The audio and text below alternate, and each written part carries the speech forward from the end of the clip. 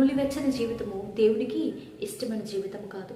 నులివెచ్చని జీవితము నిజముగా దేవుణ్ణి వెంబడించే జీవితము కానే కాదు.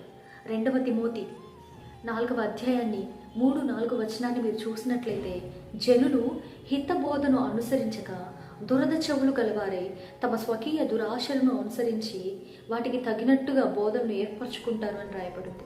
ఈ కాలంలో ఎంతో మంది కూడా ఈ విధముగానే ఉన్నారు. ఆశీర్వాదకరమైన వాక్యములే, మంచి మంచి వాగ్దానం కలిగిన వాక్యాన్ని వినేందుకు ఇష్టపడుతున్నారు, కానీ మార్చుకునేందుకు, క్రమశిక్షణ కలిగిన జీవితాన్ని కలిగి ఉండేందుకు, క్రీస్తు ప్రేమను కలిగిన జీవితాన్ని ఉండేందుకు ఎవరు కూడా ఇష్టపడడం లేదండి. అటువంటి జీవితాన్ని జీవించడం దేవునికి ఇష్టమైనదేనా? ఒక్కమారు మిమ్మల్ని మీరు పరిశీలించుకుంటారు. నిజమైన రక్షణ అంటే ఏంటో తెలుసా? ఆ రక్షణ